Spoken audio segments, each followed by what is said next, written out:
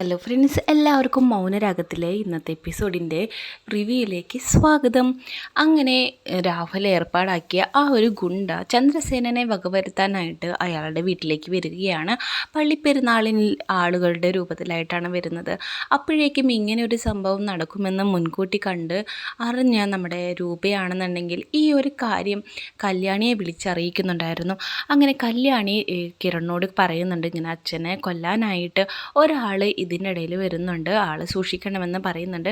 അങ്ങനെ തക്ക സമയത്ത് തന്നെ ആ പള്ളിയിൽ ആൾക്കാർ വരുന്ന സമയത്ത് കിരണാണെന്നുണ്ടെങ്കിൽ അവിടെ ഉണ്ടായിരുന്ന എല്ലാവരും ശ്രദ്ധിക്കുന്നുണ്ട്. അപ്പോൾ കല്യാണി ഇങ്ങനെ കൂട്ടത്തിലെ ആ ഒരു ആളെ കാണിച്ചു കൊടുക്കുന്നുണ്ട്. അപ്പോൾ അയാളെ കണ്ടിട്ട് കിരണും ശ്രദ്ധിച്ചുകൊണ്ടിരിക്കുന്നുണ്ട്. അങ്ങനെ പ്രാർത്ഥനയൊക്കെ കഴിഞ്ഞ് നെറ്റിയിൽ കുരിശൊക്കെ വെച്ച് പ്രാർത്ഥിച്ച് ഇരിക്കുന്ന സമയത്ത് മാതാവിന് മാലയിടാനായിട്ട് ചന്ദ്രസേനൻ വരുന്ന സമയത്ത് ആൾക്കൂട്ടത്തിൻ്റെ ഇടയിൽ നിന്ന് എല്ലാവരെയും തള്ളി മാറ്റിക്കൊണ്ട് ആ ഒരു ഗുണ്ട ചന്ദ്രസേനന് നേരെ അടുക്കുകയാണ്. അത് കണ്ടുകൊണ്ട് മുൻകൂട്ടി കണ്ട നമ്മുടെ കിരണാണെന്നുണ്ടെങ്കിൽ ആ ഗുണ്ടയെ അടിച്ച് താഴെ ഇടുന്നുണ്ട്. അപ്പം തന്നെ അവന് അവിടെ നിന്നും ഓടി മതിൽ ചാടി രക്ഷപ്പെടാനായിട്ട് പോകുന്നുണ്ട്. കൂടെ തന്നെ കിരണും ബൈജു ഒക്കെ തന്നെ ചെല്ലുന്നുണ്ട്. അപ്പോഴേക്കും കല്യാണിയും സോണിയൊക്കെ കൂടിയിട്ട് അച്ഛനെ പിടിച്ച് മാറ്റുന്നുണ്ട്. അപ്പോൾ അതൊക്കെ കഴിഞ്ഞിട്ട് അയാളെ കിട്ടാതെയായിട്ട് തിരിച്ചു വരികയാണ്. എന്നിട്ട് കിരൺ അച്ഛനോട് പറയുകയാണ്, അച്ഛൻ്റെ പിന്നാലെ തന്നെ കൊലയാളികൾ പിന്നാലെയുണ്ട് എന്ന് പറയുന്നുണ്ട്. അത് വേറെ ആരും പറഞ്ഞു വിട്ടതല്ല, എൻ്റെ അങ്കിൾ തന്നെ പറഞ്ഞു വിട്ടതാണ് അച്ഛനെ വകവരുത്താനായിട്ട്. അതുകൊണ്ട് അച്ഛൻ ഇനി സൂക്ഷിക്കണം എന്നുള്ളൊരു കാര്യം പറയുകയാണ്. അപ്പോൾ അത് കേട്ടിട്ട് അവിടെയുള്ള എല്ലാവർക്കും ഭയങ്കരമായിട്ട് വിഷമാവുന്നുണ്ട്. അപ്പോൾ അതിനുശേഷം അവർ അകത്തോട്ട് വന്നിരുന്ന് സംസാരിക്കുകയാണ്. അപ്പോൾ പറയുന്നുണ്ട്, അച്ഛൻ ഇനി സൂക്ഷിക്കണം, പുറത്ത് പോകുമ്പോഴൊക്കെ എവിടെ പോവുകയാണെങ്കിലും, കാരണം ഇയാൾ രക്ഷപ്പെട്ടു, ഇനിയും അയാൾ വന്നുകൂടാ എന്നൊന്നുമില്ല, അതുകൊണ്ട് അച്ഛൻ എപ്പോഴും കരുതലായിട്ട് തന്നെ ഇരിക്കണമെന്ന് പറയുകയാണ്. അപ്പോൾ ചന്ദ്രസേന മറുപടിയായിട്ട് പറയുന്നുണ്ട്, എൻ്റെ മക്കളെ, എനിക്കൊന്നും സംഭവിക്കുന്നതിൽ എനിക്ക് യാതൊരു പേടിയില്ല, പക്ഷേ നിങ്ങൾക്ക് ആർക്കെങ്കിലും എന്തെങ്കിലും പറ്റിക്കഴിഞ്ഞാൽ അച്ഛന് സഹിക്കാനായിട്ട് പറ്റില്ല. അതുകൊണ്ട് നിങ്ങളും ഇതേപോലെ ശ്രദ്ധയിൽ വേണം ജീവിക്കാനായിട്ട്. കാരണം എന്നെ വകവരുത്താനായിട്ട് നിൻ്റെ അങ്കിൾ ഇതേപോലെ വിട്ടുന്നുണ്ടെങ്കിൽ എൻ്റെ മക്കളെയും ഉപദ്രവിക്കാനായിട്ട് സാധ്യതയുണ്ട്. അതാണ് അച്ഛൻ്റെ പേടി എന്നുള്ളൊരു കാര്യം ചന്ദ്രസേനൻ പറയുന്നുണ്ട്. അപ്പോൾ എല്ലാവരും വളരെയധികം ടെൻഷനിലാണ്. അപ്പോൾ തന്നെ കല്യാണി ഈ ഒരു കാര്യം രൂപയെ വിളിച്ച് പറയുന്നുണ്ട്. അപ്പോൾ രൂപയോട് പറയുന്നുണ്ട്, അമ്മ പറഞ്ഞ പോലെ തന്നെ ഒരു കൊലയാളി അച്ഛനെ കൊല്ലാനായിട്ട് വന്നിരുന്നു എന്ന് പറയുകയാണ്. മോളെ, ഞാൻ പറഞ്ഞില്ലേ അങ്ങനെ ഉണ്ടാവുമെന്ന്, ഇപ്പം സൂക്ഷിച്ചത് കൊണ്ട് എന്തായി, ചന്ദ്രേട്ടനൊന്നും പറ്റിയില്ലല്ലോ എന്ന് പറയുകയാണ്. ഇപ്പോൾ ഞങ്ങളുടെ ടെൻഷൻ അതൊന്നല്ല അമ്മേ, അയാൾ ഇവിടെ നിന്ന് രക്ഷപ്പെട്ടു, അയാളെ പിടികൂടാനായിട്ട് സാധിച്ചില്ല, ഇനിയും അയാൾ വരുമോ എന്നുള്ളൊരു പേടിയിലാണ് ഞങ്ങളെല്ലാവരും എന്ന് കല്യാണി പറയുകയാണ്. അപ്പോൾ എനിക്ക് എത്രയും പെട്ടെന്ന് തന്നെ അമ്മേനെ കാണണമെന്നും പറയുകയാണ്.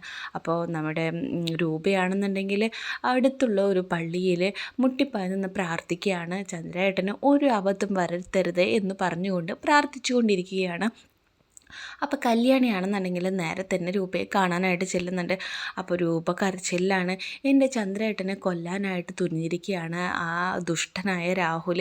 അയാൾക്ക് എൻ്റെ കുടുംബത്തെ എന്നിൽ നിന്ന് അകറ്റിയത് പോരാതെ 7 കൊല്ലം മാത്രം ഞങ്ങൾ ഒരുമിച്ച് ജീവിച്ചിരുന്ന എൻ്റെ ചന്ദ്രേട്ടനെ കൊല്ലാനായിട്ട് വരെ അവൾ നോക്കിക്കൊണ്ടിരിക്കുകയാണ്. എനിക്കിങ്ങനെ വെറുതെ വിട്ടാൽ പറ്റൂല എന്നൊക്കെ പറഞ്ഞ് സങ്കടം പറയുകയാണ്. അപ്പോൾ പറയുന്നുണ്ട്, അമ്മ ഈ കേട്ട കാര്യം അവരറിഞ്ഞു കഴിഞ്ഞാൽ അത് ബുദ്ധിമുട്ടാവില്ലെന്ന് പറയാണ്. എനിക്ക് അങ്ങനെ ഒരു വിഷമമില്ല മോളെ, ഞാൻ ഇനിയുള്ള ശിഷ്ടകാലം എനിക്ക് എൻ്റെ ഭർത്താവിൻ്റെ പാദസേവ ചെയ്ത് ജീവിക്കണമെന്നാണ് ഞാൻ ആഗ്രഹിച്ചുകൊണ്ടിരിക്കുന്നത്. ഞാൻ ഇത്രയും നേരം ഈ ഒരു മാതാവിൻ്റെ മുമ്പിൽ നിന്നിട്ട് ഞാൻ പ്രാർത്ഥിച്ചുകൊണ്ടിരിക്കുകയായിരുന്നു എന്ന് രൂപ പറയുകയാണ്. അങ്ങനെ സങ്കടം പറയുകയാണ്. അപ്പം മക്കളെല്ലാവരും സൂക്ഷിക്കണം, അയാൾ ഇനി എന്ത് ചെയ്യാനായിട്ട് തയ്യാറാകുന്നുള്ളൊരു കാര്യം പറയുകയാണ്. പിന്നീട് കാണിക്കുന്നത് ഈ ഒരു ഗുണ്ടയാണെന്നുണ്ടെങ്കിൽ നേരെ രാഹുലിനെ കാണാനായിട്ട് ചെല്ലുന്നുണ്ട്. അപ്പോൾ രാഹുൽ വിചാരിച്ചു ഈ കാര്യം ഭംഗിയായിട്ട് തീർത്തിട്ടായിരിക്കും ഇയാൾ വരുന്നതെന്നുള്ളൊരു കാര്യം. അപ്പോൾ ഗുണ്ട വന്ന് സംസാരിക്കുകയാണ്, എങ്ങനെയാണ് ഞാനിങ്ങനെ കൊല്ലാൻ പോകുന്ന കാര്യം ആ വീട്ടിലുള്ളവരറിഞ്ഞു, കാരണം ആ തക്ക സമയത്ത് തന്നെ ആ കിരൺ എന്ന് പറയുന്നവൻ ചാടി വീണിട്ട് കൊല്ലാനായിട്ട് പോരുന്ന എന്നെ തടുക്കുകയായിരുന്നു എന്ന് പറയുകയാണ്. ഇവിടെ നിന്നും നമ്മൾ പറഞ്ഞ കാര്യങ്ങൾ ചോർത്താതെ നമ്മൾ സംസാരിച്ച കാര്യങ്ങളെല്ലാം ചോർന്നിട്ടുണ്ട്, സാറെങ്ങാനും അവരെ വിളിച്ചു പറഞ്ഞോന്ന് ചോദിക്കുന്നുണ്ട്. അപ്പോൾ രാഹുൽ പറയുന്നുണ്ട്, എനിക്കെന്താണ് വട്ടാണോ, ഞാൻ കൊല്ലാൻ പോകുന്ന കാര്യം ഞാൻ തന്നെ അവരെ വിളിച്ചു പറയാനായിട്ട് എന്ന് രാഹുൽ പറയുകയാണ്.